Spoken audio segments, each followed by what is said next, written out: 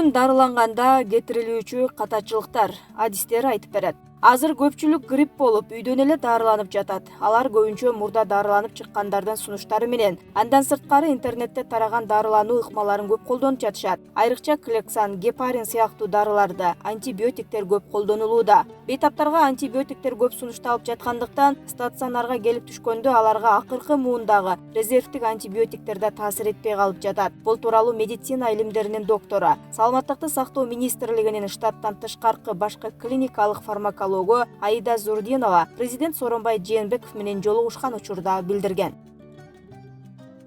Антибиотиктерди негизинен кайсы убакта кандай абалда болгондо колдонуш керек? Дарыгерге кайрылууга барууга мүмкүнчүлүгү болбогон жарандар кантип дарыланышы керек? Коронавирустун алгачкы белгилери байкалганда 5 күнгө чейин дары-дармек ичүү сунушталбайт. Бул туурасында Саламаттык сактоо министрлигинин штаттан тышкаркы башкы инфекционисти Айнура Кутманова билдирди. Адистер эгерде дене табы 38 градустан ашпай турса, алгачкы 5 күндө бир гана суюктукту көп ичүүгө кеңеш берет. Оорунун белгилери: дене табынын 38 градуска чейин көтөрүлүшү, тамак оору жана жөтөл алсыздык пайда болгондо жарандар активдүү дарыланып башташат. Бул өтө кооптуу. Алгачкы күндөрү организм өзү вирус менен күрөшөт. Мындан улам дене табы көтөрүлөт. Демек, баштапкы 5 күндүн аралыгында өзүн өзү дарылоо жана дене табын түшүрүү сунушталбайт, деди Кутманова. Ошондой эле ал дене табы 38-5 градустан ашкан учурда парацетамол же ибупрофен сыяктуу дене табын түшүрүүчү дарыларды колдонсо болорун кошумчалады. Адис ошол эле учурда көп өлчөмдө парацетамол ичүү да организмге терс таасир этерин билдирди.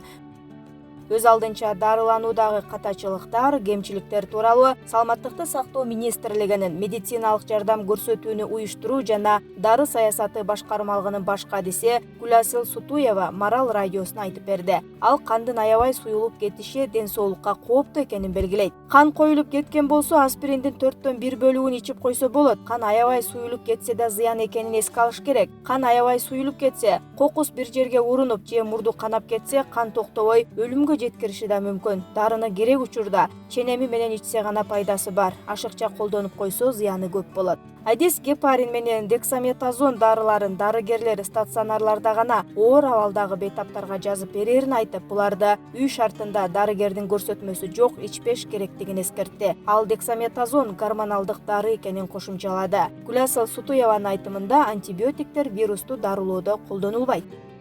Антибиотиктин зыяндары: азыр адамдар өздөрү эле дарыканалардан таап, укканын билгенин ичип жатат. Антибиотиктерди каалагандай колдонуу такыр туура эмес. Ал адамдын ичиндеги микроорганизм болгон, адамды оорута турган бактерияларды өлтүрө турган дары. Вируска антибиотиктин таасири тийбейт. Вирус менен ооруган адамдын температурасы 5-6 күн түшпөй, иммунитет төмөндөп, адамдын организминде бактерия пайда болуп кетиши мүмкүн. Ошондо гана бактерияны өлтүрүү үчүн колдонулат. Башка учурда колдонуу зыянга алып келет. Гормоналдык дарыларды жана антибиотиктерди колдонгон учурда организмдин коргонуу системасы алсызданып, вирус тескерисинче күчөп, башка органдарга дагы жайылып кетиши мүмкүн.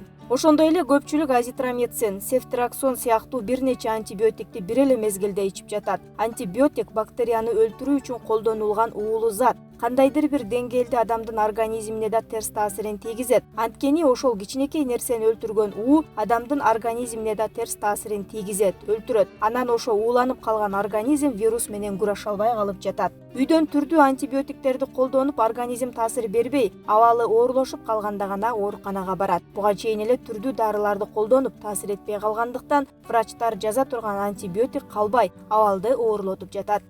Эмне сунушталат? Антибиотик менен организмди уулай бербей, иммунитетти көтөрө турган витаминдүү азыктарды жеш керек. Төшөктө жата берүү туура эмес, тескерисинче көп кыймылдап, көмкөрөдөн жатуу сунушталат. Суюктукту көбүрөөк ичүү, лимон, бал, имбир кошулган ысык сууну ичип, иммунитетти чыңдоо керек.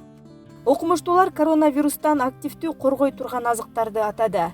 Эсиңерге сала кетсек, Франциянын Монпелье университетинин окумуштуулары капустанын бардык түрлөрү, айрыкча ачыган капуста, коронавирустан сактай турган касиетке ээ экенин изилдеп чыгышкан. Алардын маалыматтары боюнча, капустанын ар түркүн түрлөрү өтө популярдуу болуп саналган өлкөлөрдө, мисалы Россия, Германия жана Түштүк Кореяда коронавирустан көз жумгандардын саны кескин төмөн. Окумуштуулар капустада COVID-19-дун оор формада өтүүсүнө тоскоол боло турган заттар ал эми ачытылган капустада ар кандай патогенге каршы организмдин коргонуусун күчөтө турган антиоксиданттар бар деп белгилешет. Ошондой эле ушул эле университеттин окумуштуулары сүт айран азыктары, айран, кефир, йогурт коронавирустан сактаарын изилдеп чыгышкан. Бул туурасында Зи Сун билдирди деп РИА Новости маалымдаган. Коронавирус инфекциясынан көз жумгандардын саны кескин төмөн өлкөлөргө Туркия, Болгария менен Греция киришет. Окумуштуулар муну өлкөлөрдө йогурт менен кефирди өтө көп ичишкендиктен деп түшүндүрүшөт. Бул сүт азыктарында да антиоксиданттар бар дешет эксперттер.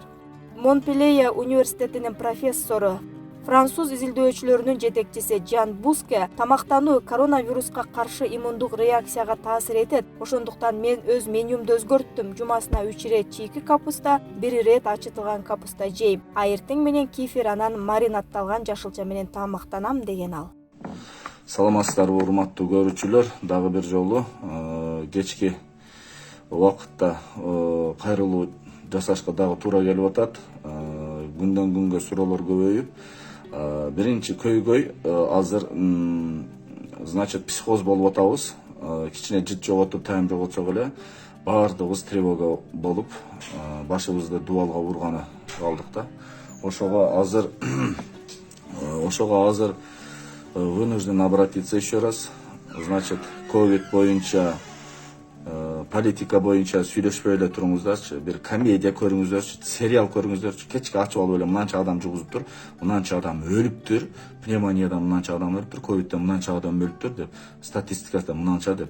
Буга чейинчи ачыгын айтканда мен мына 17 жыл практикадагы врачмын, травмадан буга чейин аябай адам көп өлүп келген ковидке караганда. Азыр травма жок, мушташ жок, тойлор жок, ДТП жок.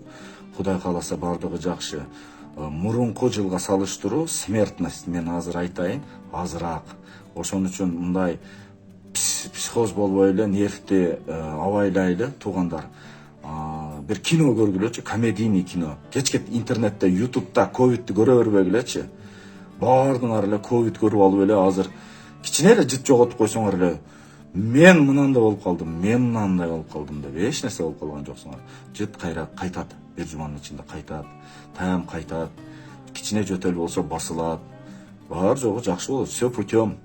Бизде Кудай кааласа, Кудайдын амри менен аябай жеңил өтүп атат. Себеби биздин генибиз, жашаган ландшафттагы географический жайгашканыбыз мамлекетибиздин өтө сухой эмес, өтө влажный эмес, ушундай бир жер, тоолуу жерлердебиз.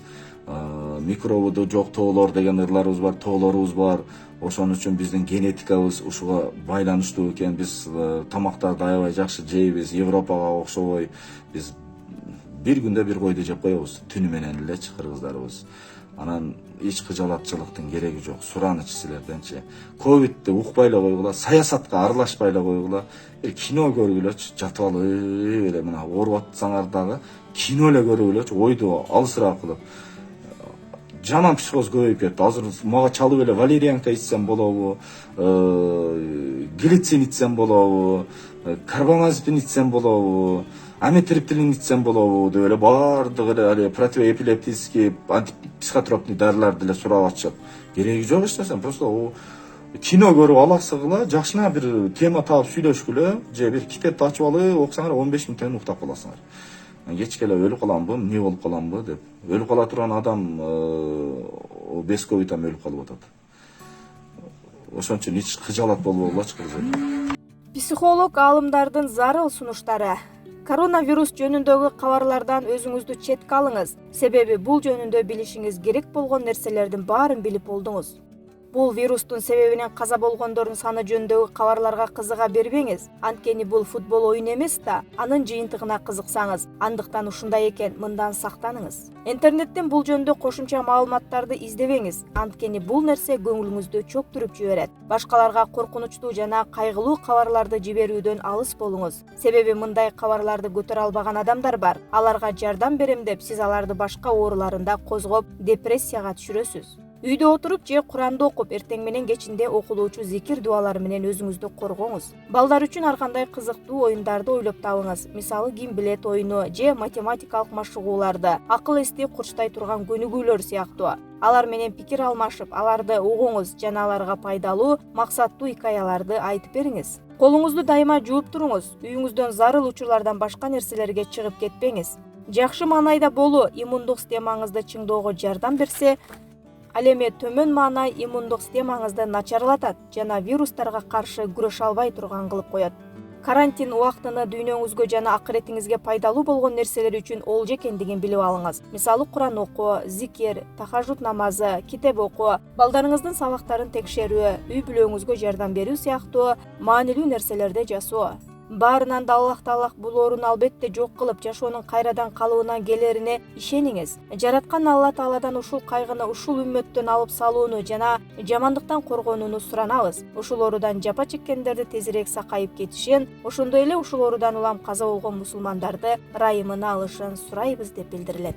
Сатурация деген эмне? Азыр коронавирус илдети күч алып, көпчүлүк пневмониядан жабыркап жатканда дарыгерлер анын сатурациясын текшеришет. Сатурация деген эмне экенин коомчулук билип алышы шарт. Сатурация каныктыруу, суюктукту газдар менен каныктыруу. Адатта гемоглобиндин кычкылтек менен каныгышы 96-98% түзөт. Коронавирус дем алуу системасын жабыркатканда кандагы газ алмашуу жана кандагы көмүр кычкыл газынын жана кычкылтектин балансы бузула баштайт. Мындай абалдын пайда болуу коркунучун алгачкы таптарда аныктоо пульс оксиметр мүмкүндүк берет. Светодиоддору бар сенсор манжанын үстүнө басат. Жарык кан жана жумшак ткандар аркылуу өткөндө анын жарым-жартылай сиңиши пайда болот. Бул кандагы кычкылтекти аныктоого мүмкүндүк берет. Алынган маалыматтар түзмөктүн дисплейинде сандар түрүндө көрсөтүлөт. Эгер каныккандык 94-95%дан төмөн болсо, доктурга кайрылуу зарыл.